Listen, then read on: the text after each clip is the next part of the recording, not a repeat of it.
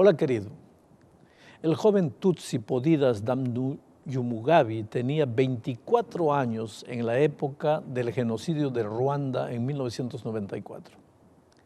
Como miles de otros, él estaba escondido entre los matorrales cuando la milicia Hutu lo encontró. Luego de un corto interrogatorio decidieron matarlo, pero primero le ordenaron que cavara su propia tumba. Mientras él cavaba, Podidas oró y Dios escuchó su oración.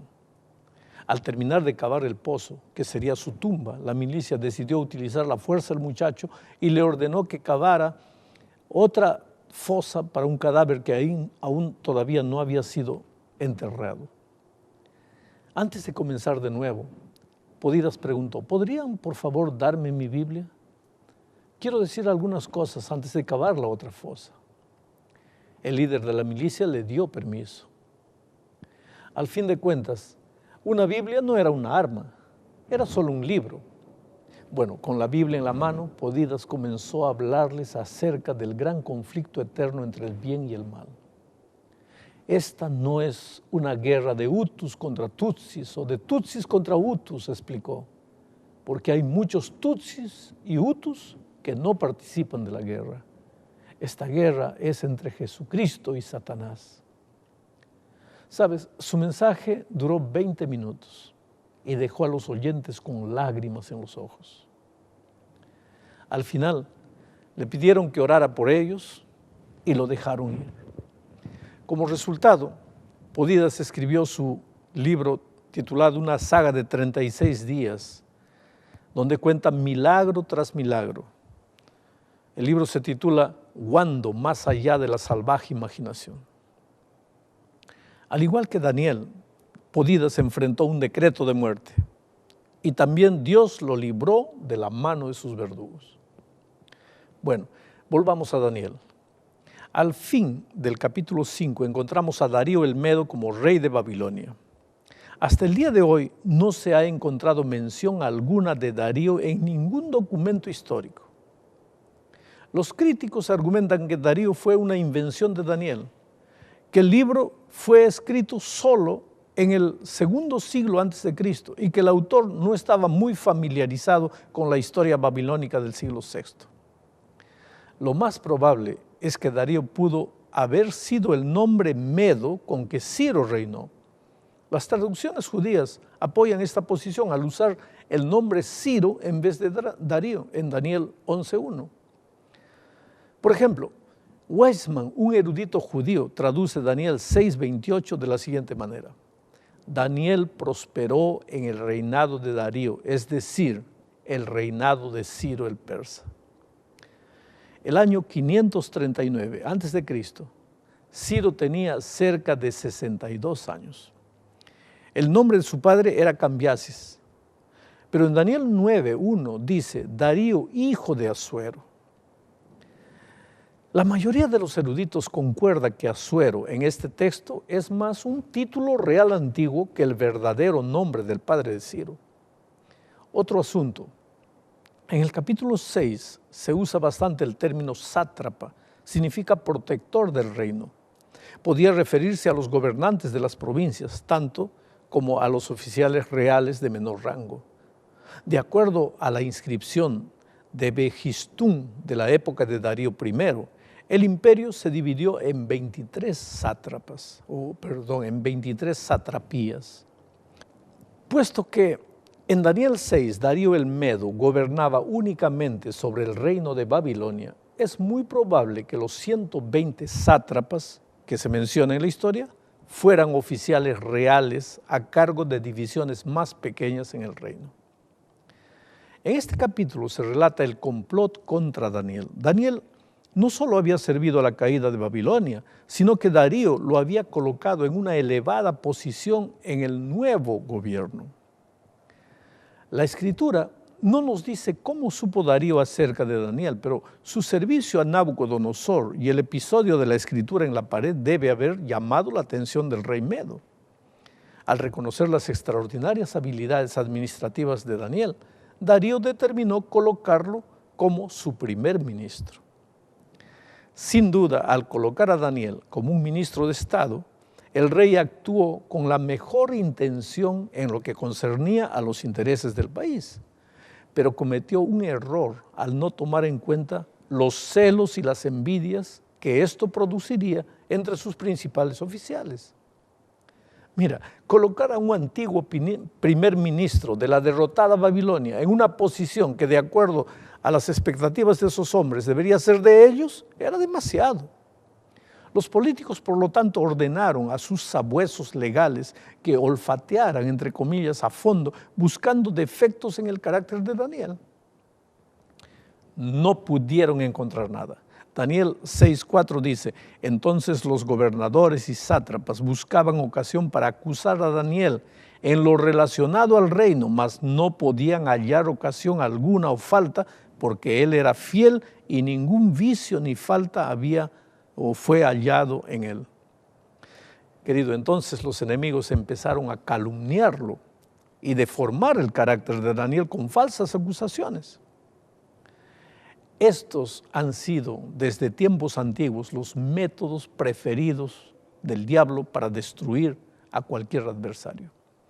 Como no habían esos hombres logrado descubrir ningún defecto en el carácter de Daniel, ni en sus actividades profesionales, entonces no había nada que pudiese desacreditar a este hombre de Dios delante del rey Darío. Entonces los gobernadores y sátrapas se volvieron contra la religión de Daniel. La vida religiosa de Daniel y el cumplimiento de sus deberes profesionales, querido, no entraban en conflicto absoluto, pero ellos inventaron algo. Sabiendo que Daniel creía en Dios y oraba 3 veces al día, le armaron una trampa. Los líderes fueron a Darío y le dijeron que todos los gobernadores, magistrados, sátrapas, príncipes y capitanes se habían reunido para ponerse de acuerdo para homenajearlo. Eso era exagerado y mentiroso, porque la mayoría de ellos probablemente estaba esparcida por todo el reino y ni siquiera sabían lo que estaba pasando. Pero la adulación logró su propósito y el rey mordió el anzuelo y firmó un decreto. El decreto prohibía al pueblo demandar cualquier petición de cualquier dios o hombre por 30 días a otra persona que no fuese el rey.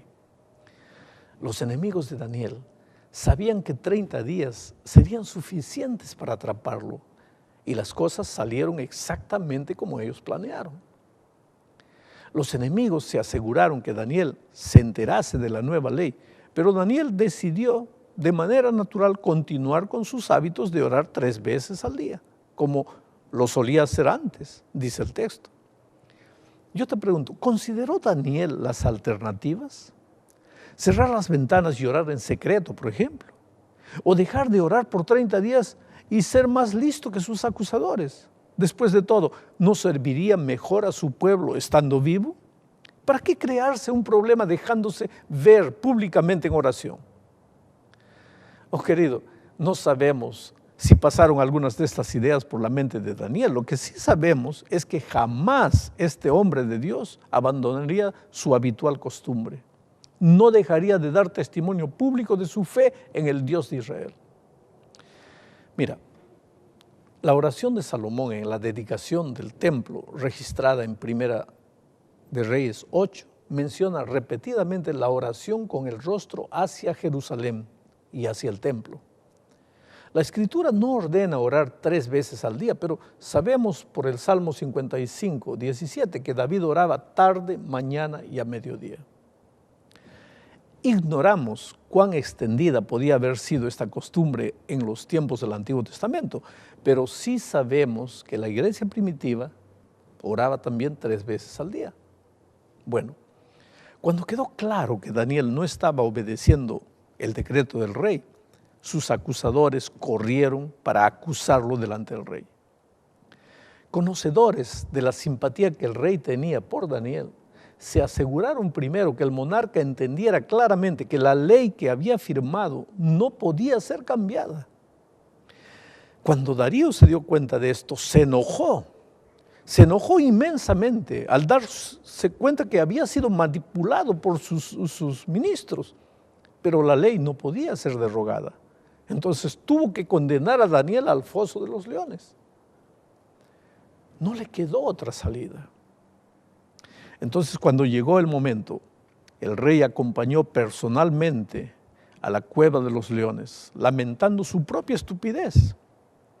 La única esperanza del rey ahora era que el Dios del prisionero interviniera y liberara a su siervo como lo había hecho con sus 3 amigos en el horno del fuego. Los soldados aseguraron la piedra que cubría la abertura superior de la cueva, y el rey y sus príncipes la sellaron con sus anillos reales para que nadie pudiera alterar el acuerdo, rescatando a Daniel o haciéndole daño en caso de que los leones decidieran no comerlo.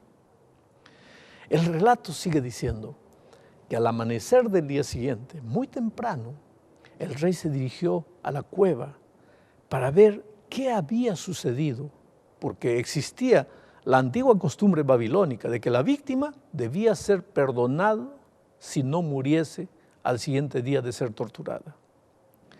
En cualquier caso, querido, Darío debe haber albergado alguna leve esperanza de que Daniel pudiese sobrevivir. Por eso fue temprano. Al llegar a la entrada de la cueva, llamó a Daniel con angustia y esperanza. Y querido, puedes estar seguro que la alegría del rey fue grande cuando escuchó la voz de su siervo fiel diciendo: mi Dios envió su ángel, el cual cerró la boca de los leones. El ángel desempeñaba aquí el mismo papel del 4.º hombre en el horno de fuego del capítulo 3. Si alguien se pregunta, ¿estaban aquellos leones hambrientos y listos para matar? El versículo 24 disipa toda duda. Cuando los guardias echaron al foso a los acusadores de Daniel con sus familias, los leones se abalanzaron sobre ellos antes de que tocasen el fondo, triturando sus huesos. Así quedó fuera de cualquier duda que la liberación de Daniel se trató de un evento milagroso. Hoy día a veces reaccionamos con horror al leer que mujeres y niños fueron alimento de leones en aquella ocasión, pero el rey actuó de la manera típica de los déspotas de aquella época. Heródoto, el historiador, dice que condenar a muerte a familias enteras junto a los condenados estaba de acuerdo con las costumbres persas. Lo que impresiona en este capítulo es la lealtad de Daniel a Dios, aún delante de la muerte. Se había conservado firme a sus principios durante la adolescencia y se negó a rendirse ante las amenazas en su vejez. Pero veamos ahora algunas de las cualidades que distinguieron a Daniel. Sabiduría. Daniel y sus 3 amigos recibieron sabiduría en su juventud de parte de Dios. Daniel usó muy bien ese don. La reina lo describe en el capítulo 5 como un poseedor de un discernimiento, como sabiduría de dioses. Es bueno que los hijos de Dios sean sabios, y la sabiduría viene solo cuando tú estás en comunión con Dios. Otra de las características de Daniel era el altruismo. En los primeros 6 capítulos encontramos repetidamente a Daniel mostrando consideración por los otros. A fin de proteger al jefe de los eunucos, Daniel le pidió una prueba de solo 10 días. Estaba preocupado por los sabios de Babilonia en Daniel 2:24 y por el rey Nabucodonosor en Daniel 4:19. Otra característica de él era la integridad. Tanto Nabucodonosor como Darío reconocieron que podían confiar en Daniel, a quien ni la raza, ni el rango, ni la riqueza podían apartarlo de la fidelidad a Dios. En todo momento, él procuró ser justo, bondadoso y misericordioso. Otra de las cualidades de Daniel era su educación. Daniel no solo había sido instruido en los asuntos de su propio pueblo, sino que había recibido una educación completa en la Universidad de Babilonia. Hablaba el idioma de los medos y persas, y aquellos que entraban en contacto con él sabían que él dominaba su trabajo.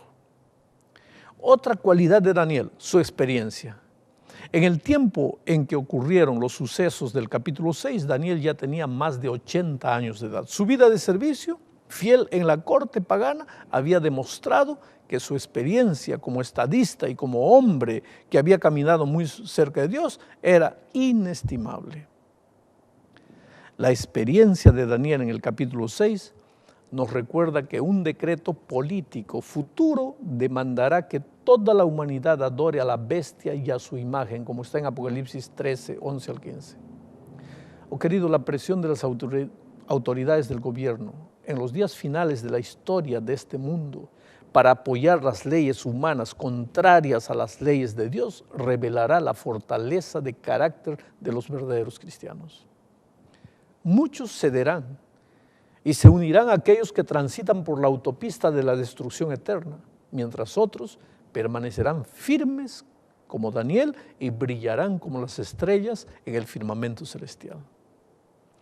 Del relato de Daniel, de cómo él fue librado, podemos aprender que en los momentos de prueba y necesidad los hijos de Dios deben ser lo que eran cuando las perspectivas eran buenas y cuando estaban rodeados de comodidades. En el foso de los leones, Daniel fue el mismo hombre diligente, leal y honesto que era delante del rey como presidente de los ministros de Estado o como profeta del Antiguo Testamento, del Altísimo. Él era un hombre cuyo corazón siempre confió en Dios. En la hora de la prueba, fue el mismo que era en la prosperidad, cuando sobre él resplandecía la luz y el favor de Dios y de los hombres. Oh querido, hoy es el momento de tomar una decisión a favor de Jesús. Si en este momento sufres, solo para aceptarlo, dime, ¿cómo serás fiel a Él cuando las pruebas lleguen? Si tienes miedo solo de abrir el corazón a Jesús, dime, ¿cómo serás fiel a Él cuando toda la presión caiga sobre ti? Por eso hoy es el día de buena nueva. Hoy es el día de salvación. Que Dios te bendiga.